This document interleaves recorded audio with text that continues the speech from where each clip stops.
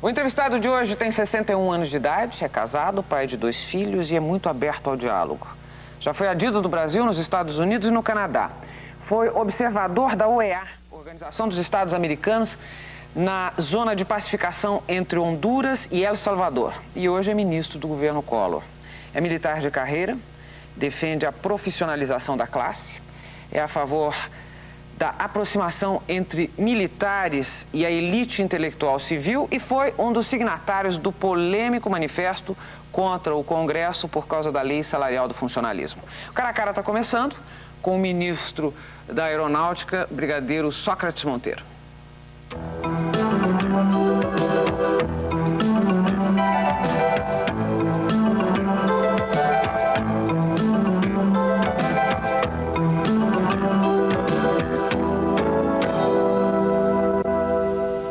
De uns anos para cá, os militares andam discretíssimos, aliás, seguindo a chamada lei de Geisel. O bom general é aquele do qual não se sabe o nome e nem se conhece as opiniões. É bem verdade que os militares estiveram ultimamente nos noticiários por causa de ganhos e gastos e a questão da Amazônia. Antes de falar dessas reivindicações, ministro, eu gostaria de perguntar se o senhor concorda com essa tal lei de Geisel. Não, eu desconheci essa lei de Geisel e acho que os generais não precisam aparecer, mas não devem se omitir. Há momentos na vida nacional em que um general, principalmente se for um ministro de Estado, tem a obrigação de trazer a sua contribuição ao esforço nacional, a uma discussão que se faça, respeitando a área política para os políticos, mas participando com o seu conhecimento daquele momento da vida nacional em que seja importante conhecer-se a sua palavra e as suas ideias. Ministro, na sua opinião, qual a real função das Forças Armadas para um país?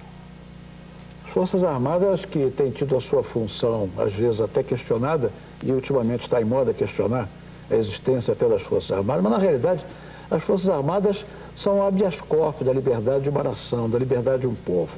As Forças Armadas são como o seguro que a gente compra, não esperando usá-lo nunca, mas precisa tê-lo para viver tranquilo. É necessário? É absolutamente necessário. Por exemplo, vamos fazer uma coisa de leiga absoluta. É a defesa do país, certo? Agora, não me passa pela cabeça que o Brasil vai entrar em qualquer questão, em qualquer guerra algum dia. Eu acho isso praticamente impossível. Ainda assim, é necessário são necessárias grandes forças armadas? Eu acredito que a Argentina, até bem pouco tempo, também pensava que não teria guerra à sua disposição. Na realidade, as forças armadas de um país não se destinam a fazer a guerra. Elas existem para que não haja guerra. Para proteger esse país. Para proteger esse país, a sua riqueza, a liberdade do seu povo, o crescimento do seu povo, a ordem pública, se ela for ameaçada por qualquer razão. Há necessidade de que exista um habeas corpus da liberdade desse povo. Esse habeas corpus são as Forças Armadas. Nós precisamos existir para que o brasileiro possa ter a noção de liberdade, para que ele possa ter a noção de segurança, para que ele possa ter aspirações transcendentais, além daquela aspiração pura e simples da casa, da comida, do hospital, da escola, que durante muito tempo se pensou que era a necessidade do homem. A União Soviética está aí mostrando que o homem precisa de algo mais, precisa de liberdade, precisa de ter vontade própria, precisa de livre-arbítrio, precisa de sensação de segurança, de ordem, de respeito à autoridade. E as Forças Armadas estão inseridas nesse contexto da sua existência. Se bem que o senhor citou um país, a Argentina, que está diminuindo grandemente, depois mesmo das guerras ou dos recentes conflitos em que esteve, ela está diminuindo o contingente armado. Está certo ou não? Não, senhora. Eu li isso, ministro. Bem, nós lemos muita coisa que não são exatamente o que corresponde à realidade. O que eles estão fazendo é resolvendo uma pendência antiga. A nação argentina tem uma pendência antiga a resolver entre as suas forças armadas e a sociedade argentina. E é essa pendência antiga que está sendo resolvida agora. Bom, então, continuando ainda um pouquinho nesse assunto. Com o final da Guerra Fria, a gente observa uma clara tendência mundial para a desmilitarização. Os gastos com armamentos têm diminuído em todas as partes e tem sido muito discutido essa diminuição de gastos. As Forças Armadas brasileiras estão acompanhando esse, vamos dizer, enxugamento ou não? Não, elas não estão acompanhando esse enxugamento por vontade. Nós estamos limitados por recursos orçamentários que são pequenos. que acontece na realidade é que se usa muita imaginação para se avaliar a situação mundial. E na realidade os fatos se encarregam rapidamente, repetidamente, de desmentir aquele sonho que era um sonho muito bonito da humanidade vivendo em paz, não havendo guerras, não havendo exércitos, que nós pudéssemos todos ter um momento de trabalho, um momento de lazer, mas a vida e o mundo não são assim. Tão logo se terminou o que se chamou de Guerra Fria, tão logo se terminou o que se chamou confrontação leste-oeste, e que o mundo inteiro respirou aliviado, julgando que chegávamos à era da paz. Foi logo em seguida que ocorreu a Guerra do Golfo, o conflito do Golfo. Foi logo em seguida que ocorreu a questão da Iugoslávia. Foi logo em seguida que desabou o poderio soviético dentro da Rússia e da União Soviética, de forma que aqueles países da Europa que imaginavam que podiam fazer um corte profundo em seus orçamentos, rapidamente refizeram os seus orçamentos, entendendo que a paz é uma aspiração eterna do homem, mas que a guerra é a consequência da solução dos conflitos. Enquanto houver homens, haverá conflitos, haverá guerra e haverá forças armadas.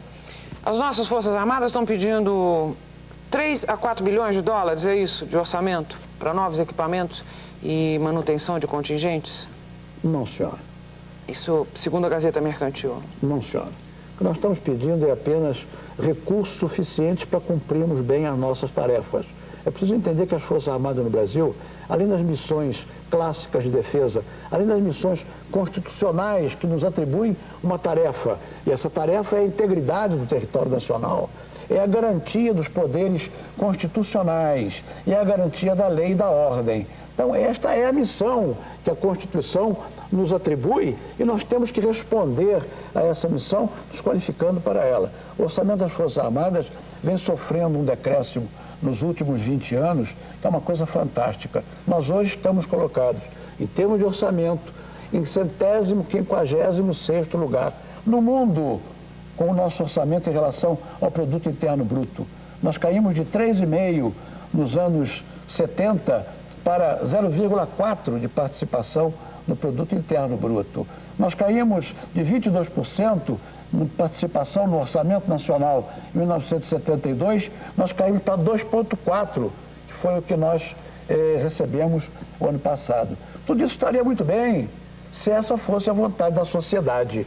É a sociedade, é a nação, que tem ela sim, não nós.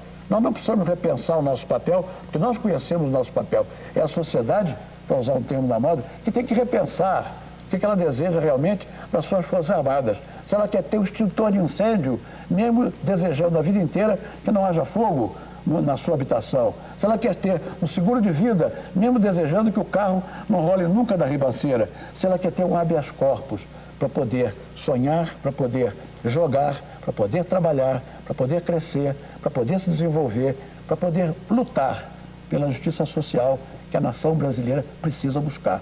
Para isso servem as Forças Armadas, para garantir que isso vai ser feito. Não haverá nenhum fator externo que o impeça. Não são só guerras que ameaçam a sociedade brasileira. Existem muitas outras ameaças latentes no mundo, inclusive de colonização, se nós não tivermos capacidade para responder pela nossa liberdade. Esse é o sentido que a sociedade precisa debater, discutir e decidir se deseja ou não ter Forças Armadas equipadas à sua disposição para a sua defesa. Ministro, já que o senhor falou de missão, eu vou falar aqui de uma entrevista que eu fiz em 1986, num programa especial sobre futuro.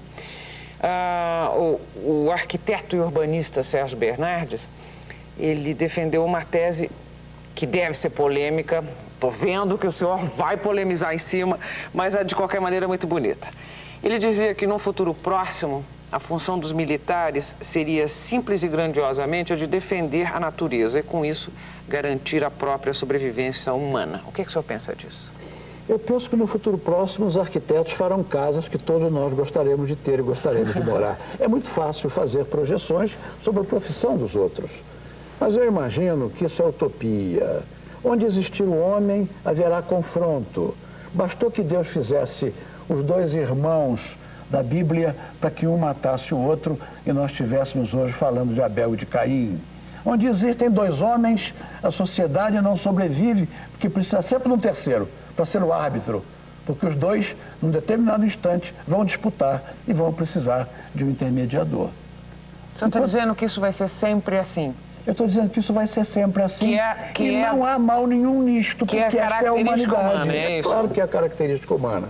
Bom, não há mal nisso em termos, né, ministro? Porque o resultado geralmente é um desastre, não? O que aconteceu agora no Golfo. É tudo muito chocante. O resultado só é um desastre quando os homens são mal sucedidos. Nós aprendemos de Roma antiga que se queres a paz, prepara-te para a guerra, se vis pacem para bellum. Nós não inventamos isto. A única maneira de assegurar a paz é estar preparado para a guerra. E os homens só vão à guerra quando se preparam mal para a paz. Só conhecem guerras as sociedades que não entenderam o recado histórico. E aqueles que ignoram a história estão condenados a revivê-la. As sociedades que ignoraram que só podiam conquistar a paz se preparassem para a guerra, essas sociedades conheceram a guerra e pagaram um preço muito alto. E é isso que nós não desejamos para o Brasil. Ministro, o senhor já leu Arte da Guerra do Sun Tzu, né? O senhor gosta? Gosto, sim, senhora. No próximo bloco, a briga pela Amazônia. Até já.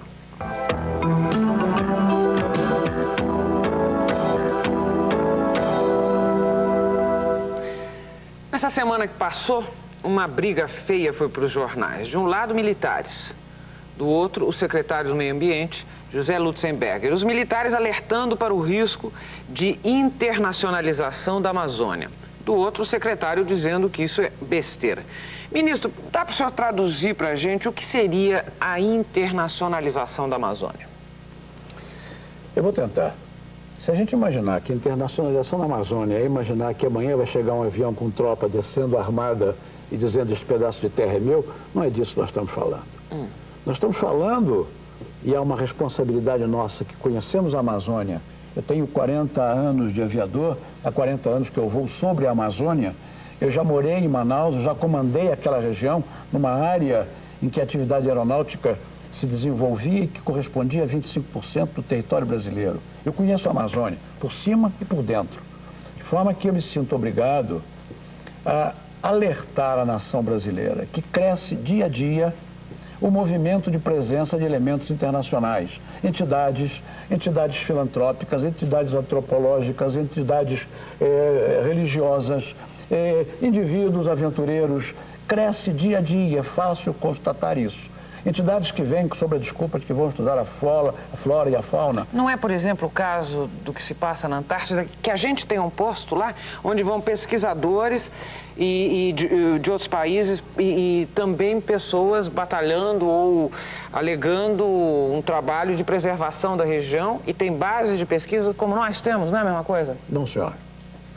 Não é a mesma coisa. A Antártida é uma área internacional, é uma área com a presença de 12, 15 nações, que responde pela sua propriedade em relação às Nações Unidas, em relação a uma convenção de 28 países. A Antártica pertence à humanidade e a Amazônia, na parte brasileira, pertence ao Brasil. Então estamos falando de coisas diferentes. Qualquer um chega hoje na Antártica e instala a sua estação de estudo, de pesquisa, de medição, de meteorologia e o faz simplesmente comunicando o fato. No Brasil, não. Isso aqui é território nosso, isso é a nossa terra. As riquezas que ali estão, e são enormes, e eu sei dessas riquezas porque as vi, não me contaram, eu não li no jornal, eu não li em livros. Eu vi minas na Amazônia, a mina de Pitinga, a 100 quilômetros ao norte de Manaus, em plena selva, casterita sendo lavrada à flor do solo, máquinas simplesmente raspando a flor do solo e juntando casterita, empacotando em saquinhos de plástico e trazendo de avião para colocar no mercado internacional. É uma mina oficial da Paranapanema. A Amazônia é um contingente de riquezas que precisam ser encontradas, localizadas e exploradas racionalmente, sem destruir o meio ambiente, mas que devem ser exploradas em benefício do homem da Amazônia, em benefício da sociedade brasileira. É isso que nós estamos alertando.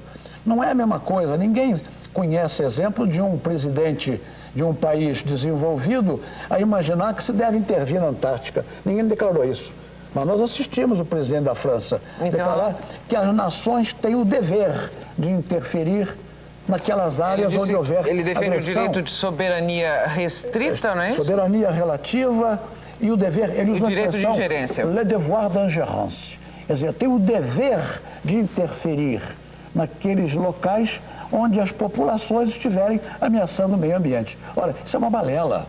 Isso é uma balela, isso é uma agressão. Isso é uma agressão às leis, ao direito internacional.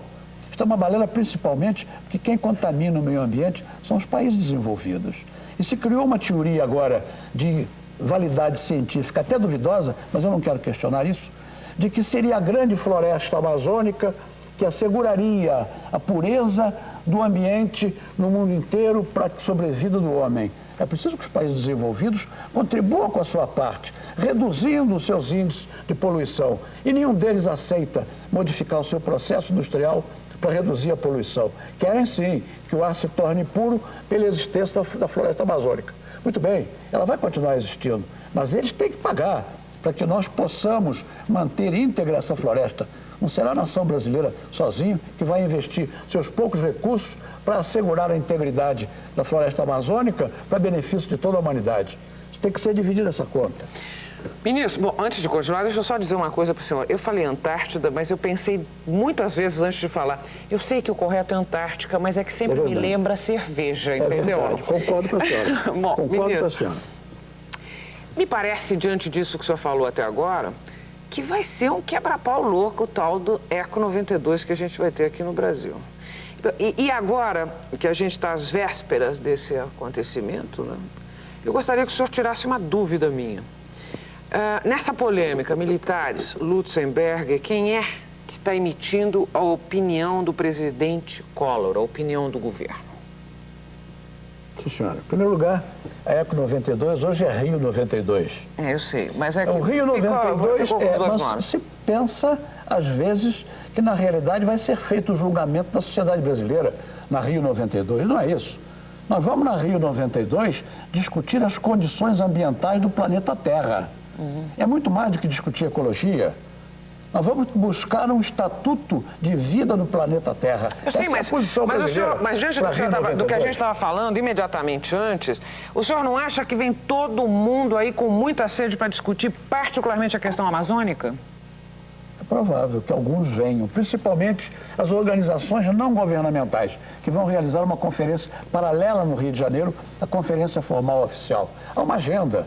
Os tópicos a serem tratados são os tópicos da agenda. O que nós iremos discutir, sim, é de que forma o homem precisa viver no planeta Terra. Isso não tem nada a ver com o capítulo amazônico apenas. A Amazônia é um detalhe dentro do meio de vida que o homem precisa acertar com todas as nações para viver no planeta Terra. Esse aqui é o objetivo da Rio 92. Nós não vamos aceitar que se pretenda transformar a Rio 92 num tribunal de julgamento da sociedade brasileira ou numa exposição de regras a serem aplicáveis à Amazônia. Isso não é aceitável para nós. Segunda parte da pergunta. Segunda parte da pergunta. A opinião do presidente Collor é expressa pelo presidente Collor. E os membros do seu governo têm opiniões, às vezes deixam que essas opiniões extravasem de maneira um pouco mais exaltada, mas a posição do governo brasileiro, o presidente já definiu. Nós somos a favor da ecologia, nós somos a favor da preservação do meio ambiente. O governo se preocupa em condicionar na Amazônia uma atividade de forma que ela possa sobreviver sem agredir o meio ambiente onde ela se desenvolve. Essa é a posição do governo, é muito clara. Mas o que ficou aí? Ficou dividido entre militares e Lutzenberger ou caiu mais para o lado dos militares? Não, senhora, eu acho que a disputa, na realidade, foi um comentário feito por um general, que é o chefe de Estado-Maior do Comando Militar da Amazônia, em Manaus, que fez um comentário a respeito da presença de elementos estranhos na Amazônia, e houve uma resposta, de maneira que há um ditado antigo que diz que algumas pessoas dão um boi para não entrar numa briga e dão uma boiada para não sair dela. Essa briga não é minha, eu estou dando boi para não entrar nela. Bom, vamos especificar algumas questões amazônicas. Primeiro, o governo Collor já andou dinamitando pistas de aviação clandestinas de garimpeiros em áreas indígenas. Qual a posição da aeronáutica nessa questão garimpeiro-índios? A posição da aeronáutica, na realidade, eu vou exprimir aqui a minha posição. Eu considero o garimpeiro um pária social. Ele é um trabalhador desajustado. Ele não é um criminoso, ele não é um contraventor. Ele é um homem que está buscando, na dificuldade da selva, e a selva é um ambiente terrível para se sobreviver, ele está buscando um modo de sobreviver, um modo de trabalhar e retirar alguma coisa para seu sustento da sua família. Um garimpeiro, quando procurado, e a gente constata e verifica que ele é um desassistido da vida. Um garimpeiro, na realidade, ele pede 3 coisas para sobreviver. Ele pede um posto de saúde para cuidar das doenças que normalmente se apresentam nos garimpos. Ele pede um posto policial para dar segurança, para que ninguém o roube, para que ninguém o mate, para roubar aquilo que ele conquistou com a lavra dele. E ele pede um posto da Caixa Econômica para vender o minério ou a pedra preciosa que ele encontrou. O garimpeiro só pede isso. Agora, ele está desassistido, porque ele está nas mãos de elementos que não respeitam as leis, está na mão de elementos que condicionam quase como quem compra um escravo e o levam para a selva, e é esse tipo de atividade que precisa ser coibida. Ele usa mercúrio e contamina os rios, porque ele não sabe outro processo para extrair o ouro. Ele depreda e derruba as barrancas dos rios e contamina, porque ele não sabe outra maneira de explorar o minério. Você está numa política de terra arrasada. Terra arrasada, ele foi conduzindo a isso. O senhor é a favor da demarcação do território Yanomami, afinal, ou não? A posição do governo brasileiro é a favor da demarcação do seu território. Mas aí o senhor não tá, o senhor defendendo a posição dos garimpeiros, de repente, isso não vai bater de frente com a questão indígena invariavelmente ou não? Mas eu não estou defendendo a posição dos garimpeiros. Eu estou defendendo o homem garimpeiro porque conheço a realidade. Ele, na realidade, é um pária social. Ele precisa ser orientado, ele precisa ser assistido. Ele não é um criminoso, ele não é um contraventor. Eu não estou defendendo o garimpo. Eu acho que o garimpo é uma ilegalidade. O garimpo, na forma como se processa no Brasil, é uma atividade criminosa, precisa ser coibida. Inclusive porque o produto do garimpo é retirado do Brasil pelas fronteiras de maneira ilegal e o país perde riqueza com isso. Então eu sou contra o garimpo. Mas eu entendo a realidade social do garimpeiro. E é com essa realidade, por conhecer a realidade como é que ela se processa, por conhecer os homens que financiam esses párias sociais, que os transportam com aviões pequenos em revoadas de até 200 aviões que ocorrem na Amazônia, para campos clandestinos, transportando esses homens que trabalham quase que por comida, todos eles com a esperança de encontrar uma pepita ou de encontrar uma pedra. Então eu estou defendendo e mostrando a realidade do garimpeiro, mas eu estou condenando o garimpo e a forma como ela se processa. Com relação à questão do índio, é preciso tirar o mito com que se tenta envolver a figura do índio no Brasil. O índio é um ser humano.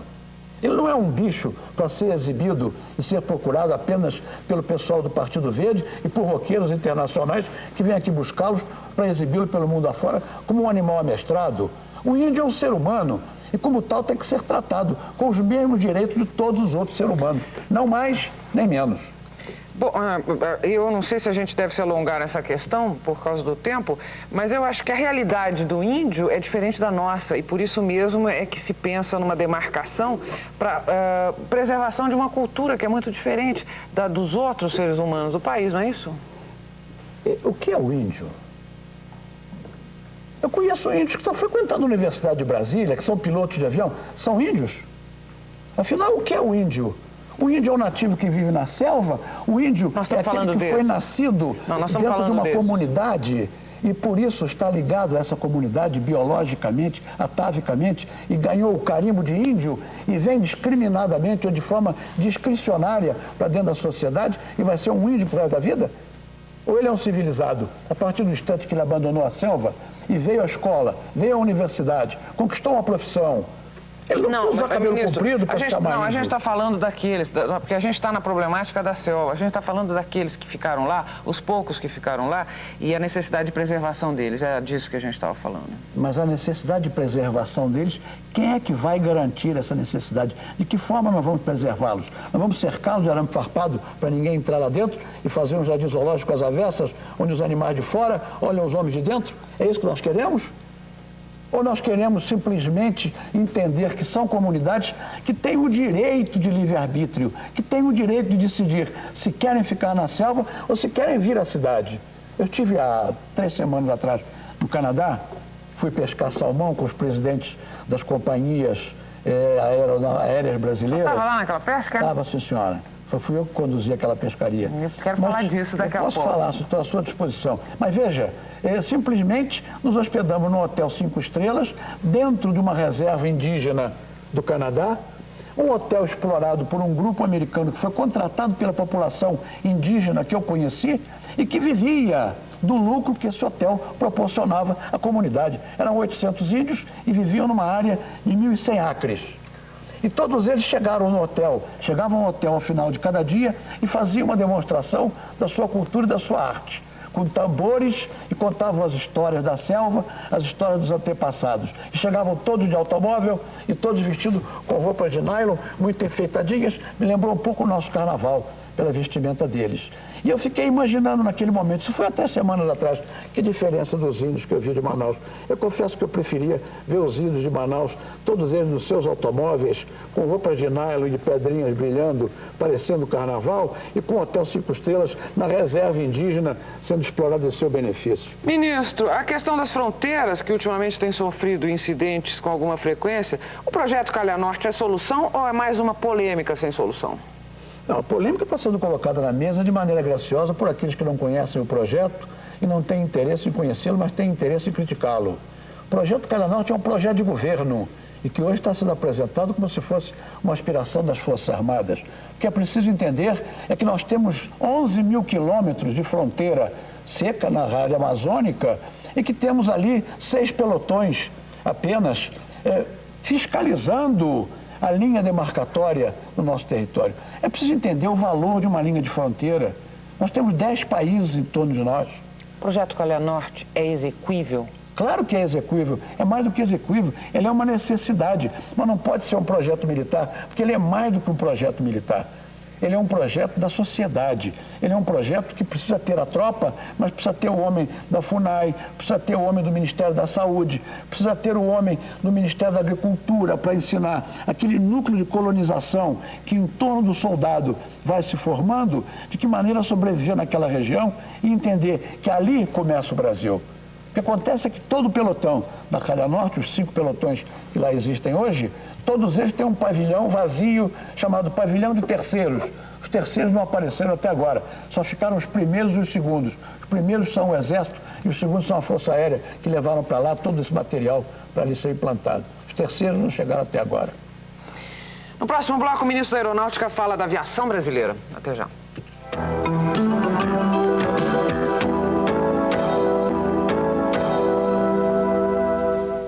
O Brasil, seguindo uma tendência mundial, está tentando diminuir o tamanho do Estado em todos os setores da sociedade. Um setor em que ele está muito presente é o da aviação. Ministro, está tudo na mão de vocês, não está? Administração dos aeroportos, divisão de rotas, controle de espaço aéreo, etc. e tal. Essas funções, nessa época de privatizações, estão sendo reavaliadas também ou não? Por quê? De alguma forma, não está tudo na nossa mão, as estradas não estão na nossa mão, as ferrovias não estão na nossa mão, os portos. Não, estou falando da aviação. Só estou falando que funciona bem nos transportes, que é o transporte aéreo. O transporte aéreo, de alguma forma, está ligado ao Ministério da Aeronáutica. O Ministério da Aeronáutica, desde a sua criação, há 50 anos atrás, porque este ano nós vivemos o ano do cinquentenário do Ministério da Aeronáutica, nós realmente, desde a nossa fundação, que recebemos a atribuição de organizar e operar a Força Aérea Brasileira e também administrar as atividades da aviação civil no Brasil. Isto é, a política de transporte aéreo brasileiro, a política de criação de uma infraestrutura aeroportuária, a atividade de controle da navegação aérea, oferecendo segurança a essa navegação aérea. E o nosso país hoje tem um sistema automatizado com radares e computadores que dão uma segurança ao transporte aéreo no Brasil em nível idêntico aos países do primeiro mundo. A nação brasileira se acostumou ultimamente a só conhecer nos jornais aqueles aspectos que são desfavoráveis, mas há muita coisa boa funcionando nesse país. E a aeronáutica, na parte de controle de tráfego aéreo, é uma delas. Eu posso fazer uma pergunta? Pode, sim, senhora. Super leiga?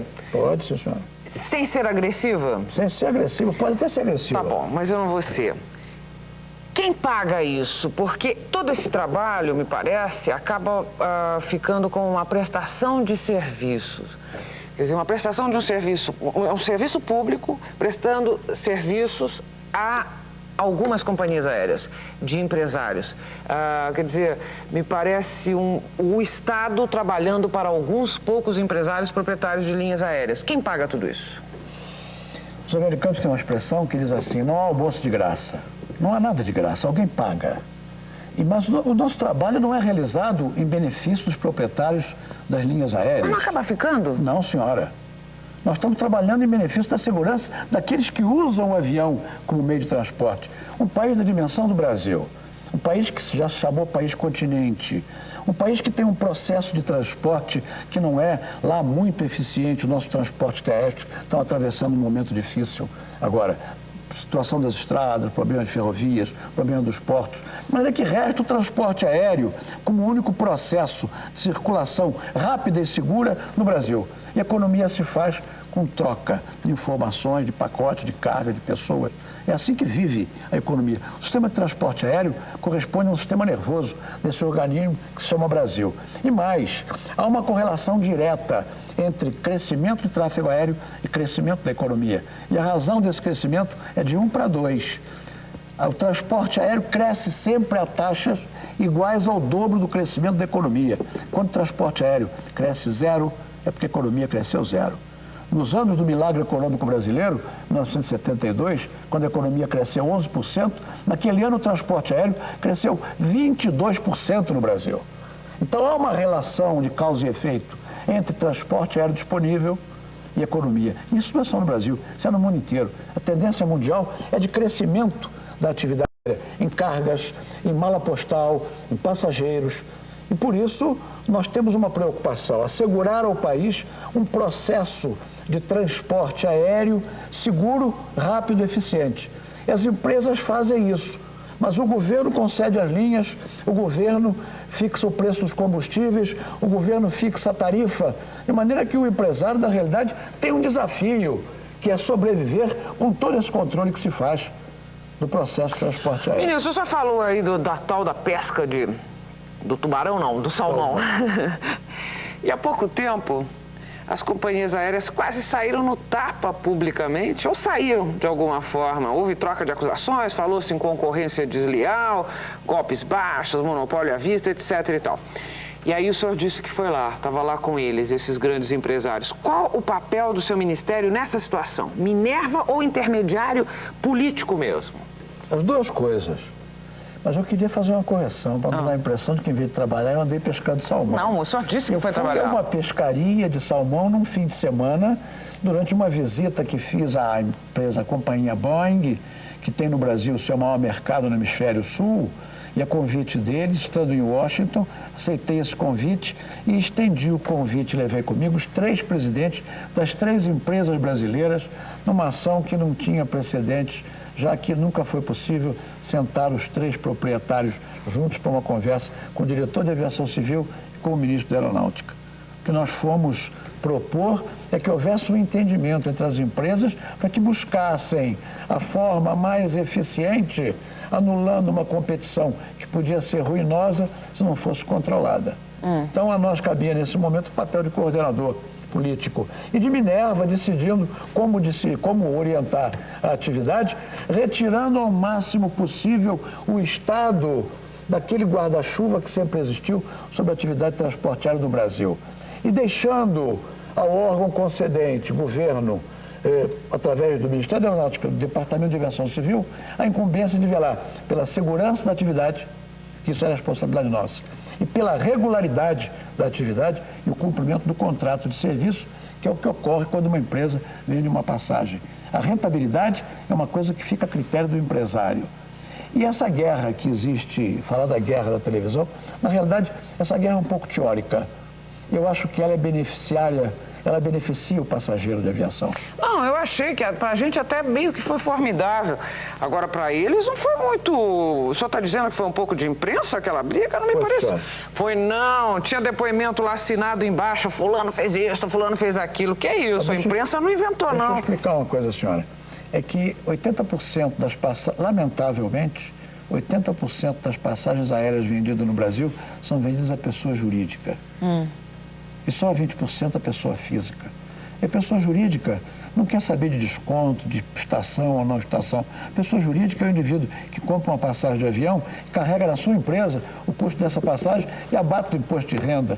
Então, o que ela quer é ter uma passagem disponível para viajar amanhã para São Paulo, fechar um negócio. Ela não está procurando se tem desconto ou não tem desconto. Então, a guerra, na realidade, era para caçar os 20% de pessoas físicas. Tanto que as tarifas de desconto incidem sobre a família, o cumprimento da família, o grupo, o casal em lua de mel.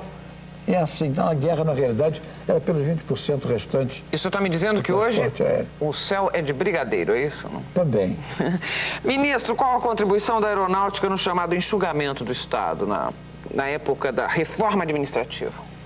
Nossa contribuição é muito grande, foi muito grande, não só a aeronáutica, como as Forças Armadas e os ministérios.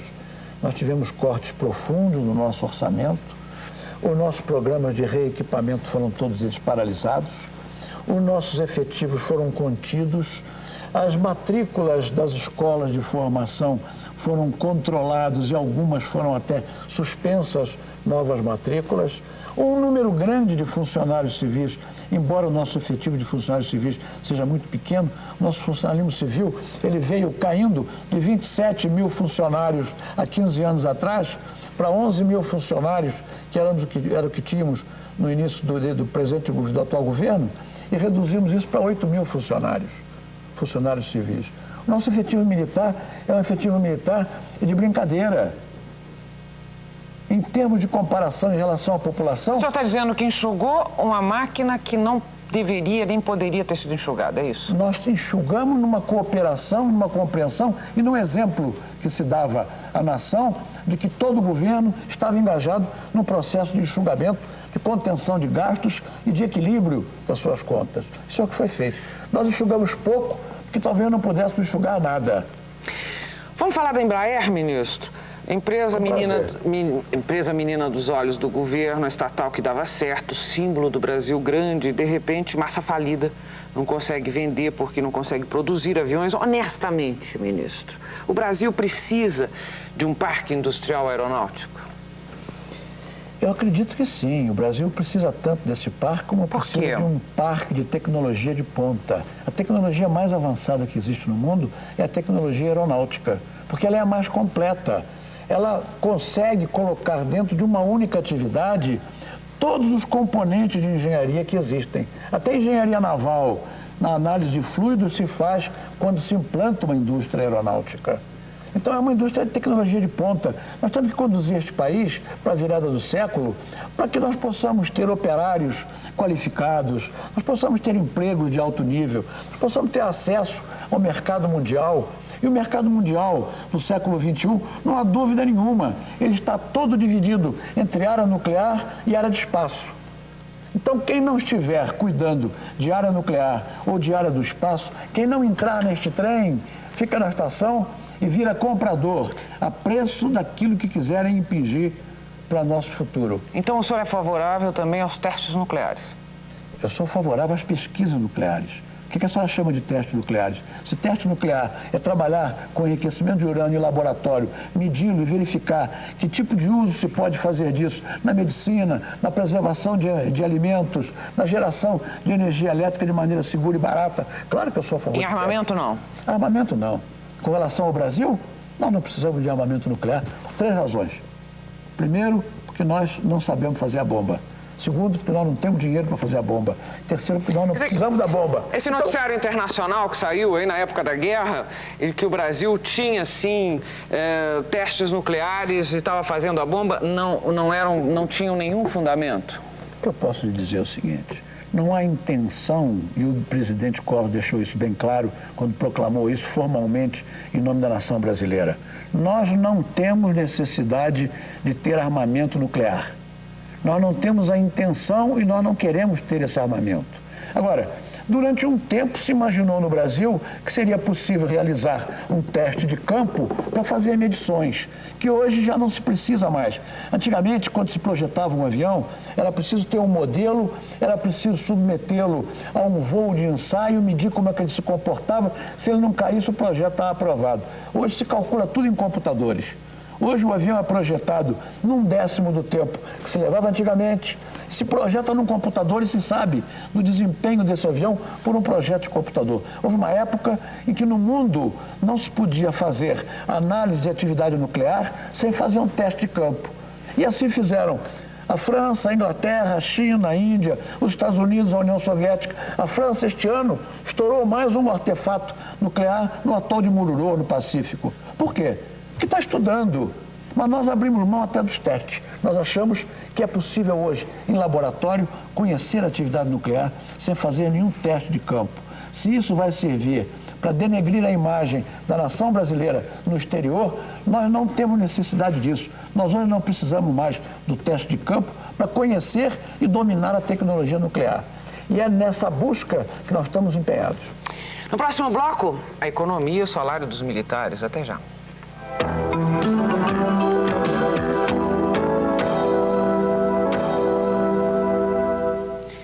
Há não muitos anos, se um ministro militar se manifestasse publicamente sobre a economia do país, isso queria dizer crise à vista com proporções desconhecidas. A situação hoje é outra.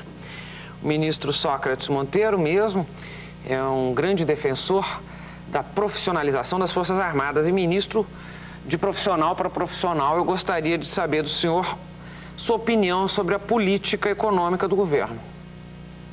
Pergunta difícil. A política econômica do governo, evidentemente, é uma política que tem um parâmetro que é o combate à inflação. O presidente Collor declarou isso no início do seu governo e a prioridade do combate à inflação permanece até hoje. Tanto é verdade que toda vez que os resíduos inflacionários ameaçam escapar um pouquinho daquilo que se programava, que se previa no mês anterior, se fala em crise nacional. Então, a política é uma política difícil, é uma política de contenção, é uma política de cofre aberto para que toda a nação veja que o cofre está vazio. É ingenuidade supor que é possível alguém mais receber deste cofre. O tesouro está vazio. Nós temos é que trabalhar para tornar a enchê-lo do jeito que ele está e do jeito que algumas categorias imaginam que seja possível só receber do tesouro sem compensação nenhuma. Está provado que isso não é possível hoje. Esse é o problema hoje da política econômica do governo. É uma política austera, é uma política de sacrifícios, é uma política que precisa ser compreendida, mas é uma política em que, às vezes, algumas categorias são mais sacrificadas do que outras. E hoje existe, sim, uma situação de desproporção. Há um disparate salarial que está distribuído em determinadas categorias públicas no Brasil, a nível municipal, a nível estadual, a nível federal, no executivo, no legislativo, no judiciário. E esta ciranda é louca, é ensandecida. Esta ciranda destrói o país. Se os homens responsáveis por ela não acordarem e não entenderem que é preciso sentar e discutir a problemática nacional como um todo. Quem está em crise não é, na realidade, o governo, não são as finanças. Quem está em crise é a nação brasileira. E é preciso detectar isso e terminar essa crise. Quer dizer, o senhor acabou de falar da política de coalizão agora proposta pelo presidente Collor, tá certo? Ministro, eu quero falar sobre política salarial, mas antes eu gostaria de perguntar uma coisa pessoal. Ministro, ou melhor, militar também se assusta, não se assusta? Sim, senhora. De que tamanho foi o seu susto quando saíram as primeiras medidas do plano Collor 1? O senhor perdeu dinheiro? Realmente, o tamanho do plano assustou a nação inteira. E só não se assustam os irresponsáveis. Quem é responsável se assusta e tem medo. E controla o medo, domina o medo, se recupera do susto e engaja no trabalho. Se eu perdi dinheiro, eu vou lhe dizer que, como militar de carreira, de 44 anos de Força Aérea, eu não perdi um centavo porque eu tenho conta em 4 bancos e estava devendo nos 4. O problema salarial dos militares não nasceu no atual governo. Ele vem de longe a perda de valor relativo do salário das Forças Armadas e do funcionalismo civil, salvo algumas categorias excepcionalmente bem remuneradas, injustamente bem remuneradas. Eu digo injustamente. Quais? Porque há uma série de categorias no Poder Executivo, no mesmo Poder Executivo, além do Poder Legislativo e do Poder Judiciário, que ganham acima do lógico da nação. Então eu vejo anunciado na imprensa e não vejo desmentidos que um delegado de Polícia Federal está ganhando acima de 2 milhões de cruzeiros, ou ganhava no princípio do ano. Eu não vejo desmentidos disso. Há uma categoria de funcionários no Poder Executivo que desfrutam de certos privilégios de cascata que lhes permite, com base na lei, o governo não pode fazer nada, porque todos esses ordenados têm base na lei, não está havendo privilégio em relação à categoria, está havendo privilégio da categoria em relação ao corpo social da nação. Quando eu vejo no jornal que um prefeito do interior, com a Câmara de Vereadores, em vez de salário, se arrogaram o direito de receber porcentagem daquilo que o município arrecada, se transformaram em sócios no município, por quanto tempo esses homens pensam que a nação vai ter paciência para aturar isto? Bom, os ministros militares perderam a paciência há pouco tempo e elegeram o Congresso como inimigo, divulgando uma dura nota com o conhecimento do chefe-maior das Forças Armadas, o presidente, inculpando o Congresso, inculpando em termos pela defasagem salarial ou pela solução da defasagem salarial dos militares. Como é que foi decidida essa nota, ministro, e por quê? A nota não foi violenta, a nota não foi dura, a nota não foi contra o Congresso. A nota foi o registro de uma opinião que era partilhada pelo ministro do Exército, pelo ministro Aeronáutico e pelo ministro da Marinha, que julgaram importante e conveniente informar aos oficiais generais localizados em Brasília, para que estes pudessem informar a tropa que a nossa preocupação era grande ao verificar que o Congresso, no exercício da sua competência, refugava uma mensagem do Executivo que propunha um aumento até tímido para o funcionalismo civil e militar, mas que se regozijava de público com a rejeição desta medida. Foi contra essa manifestação do regozijo público, numa coisa que era um simples ato político e que nos parecia e pareceu, naquela ocasião, que era um ato que se divorciava da compreensão da realidade brasileira. As Forças Armadas e o funcionalismo civil estavam vivendo momentos de enorme dificuldade. Ficava difícil para os chefes militares não dizer uma palavra no momento em que se assistia àquela cena. Bom, e agora, ministro, a nota deu certo ou não? Deu certo. Vocês estão... Deu certo porque a nação se lembrou, de repente, que os ministros militares, além de ministros militares, eles, além de militares de carreira, eles são também ministros de conteúdo político. E tem que falar politicamente nos momentos em que politicamente seja necessário o seu pronunciamento. Eles não têm que estar todo dia nos jornais a emitirem conceitos e opiniões sobre o andamento político da vida nacional. Mas nos momentos de dificuldade, se uma palavra puder vir à cena mostrando preocupação, é uma obrigação dos ministros militares dizerem à nação que estão preocupados com determinados aspectos da vida nacional que eles estão assistindo. Afinal, o exercício da liberdade e da democracia não tem uma via só. Ministro, o Serviço Nacional de Informação, o SNI, foi extinto. Agora, sua verba secreta não foi. Pelo menos o secretário de Assuntos Estratégicos quer manter sigilo em relação aos recursos públicos destinados ao programa nuclear e ao Departamento de Inteligência.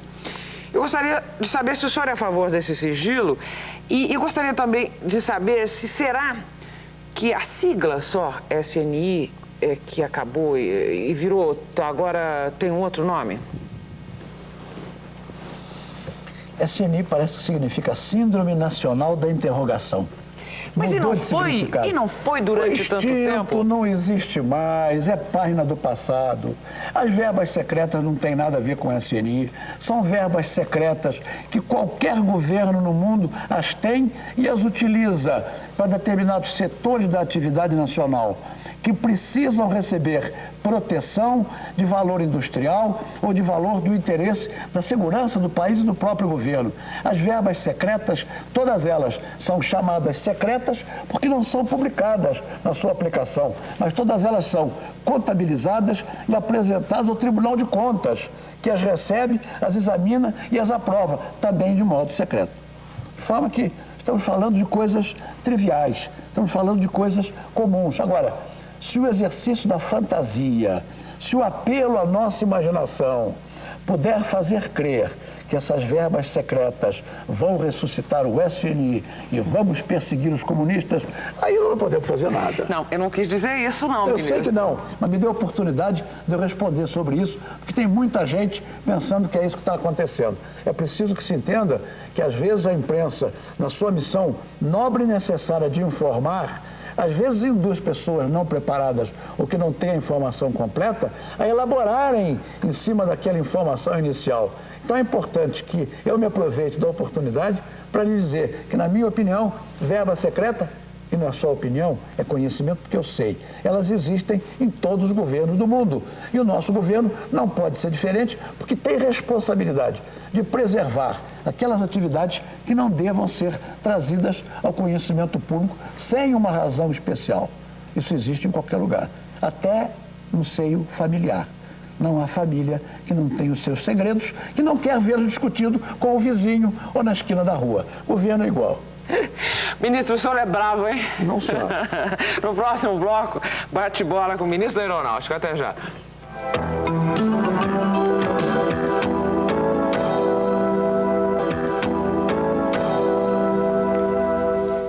Bate-bola, jogo rápido com o ministro da Aeronáutica, brigadeiro Sócrates Monteiro. Serviço militar obrigatório, sim, não, por quê? Não. Não no sentido de que ele possa ser alguma coisa que vá castigar a nação, e é assim que vem sendo interpretado. Mas como participação na vida nacional pelas Forças Armadas, sim, porque na realidade, ao receber o soldado, nós estamos preparando um homem que às vezes não sabe usar uma escova de dentes. Porque é preciso entender que o serviço militar obrigatório não se processa só na grande cidade. Ele é a válvula de escape para muito menino do interior que não tem onde morar na cidade e vem prestar o serviço militar para poder estudar, para poder ganhar uma profissão. Nós recebemos um menino magro, muitas vezes mal nutrido, muitas vezes semi-analfabeto, e o devolvemos um ano depois com o incipiente preparação para uma profissão, sabendo o hábito de higiene e conhecendo o valor da cidadania e o valor de pátria, que é uma coisa que parece estar esquecida nesse país. Um militar exemplar. Militar exemplar, Caxias. Um líder. Um líder, Jesus Cristo. Parlamentarismo ou presidencialismo? Parlamentarismo. Um medo. Um medo. Tem que ter algum, não é possível. Tem tantos que fica difícil escolher um agora. O meu medo é que o caminho democrático não seja entendido por algumas pessoas nesse país. Hora do Brasil, o senhor ouve? Ouço sempre que posso. É importante? É importante, é importante. Eu acho que é uma forma de se conhecer o pensamento do governo, as suas ações e do próprio Congresso, que ali se exprime também para a nação. Mas não deve ser obrigatório, devia ser facultativo e ouvir a quem quisesse, na estação que quisesse. Um hobby? Hobby leitura. Então um livro? De Jorge Amado, Farda, Fardão, Camisola de Dormir. Uma piada de caserna? Piada de caserna. Bom, me lembro da história do soldado recruta que estava de guarda no quartel, e o quartel, a unidade, estava preparada para receber a visita do general. E o general não chegava e o comandante do quartel a toda hora encarregava o sargento de ir ao portão do quartel verificar se chegava ou não o general. E o sargento perguntava, afinal, vem ou não vem o general? E depois de 15, 20, 30 minutos de espera, o general, preso no trânsito, terminou chegando no quartel e o recruta perguntou, você que é o general? Ele disse, sou eu, por quê? Ele disse, rapaz, vai depressa que o sargento está uma fera contigo. Gostei muito. Uma aeronáutica modelo? Aeronáutica modelo é o que nós tentamos imaginar e sonhar para a aeronáutica brasileira, para a nossa Força Aérea, uma aeronáutica que completa 50 anos, uma Força Aérea que tem página de heroísmo, de valor escrita no céu da Itália, uma Força Aérea que é a minha vida, que foi a minha vida, onde estão as minhas raízes profissionais, onde está vinculada e ligada de maneira fatal e permanente toda a minha fidelidade. Essa é a minha Força Aérea, essa é a Força Aérea do Brasil, que não tem dinheiro, que não tem aviões novos, que não tem salário, mas que está cumprindo a sua missão, mesmo sem recurso para colocar o combustível nos seus aviões.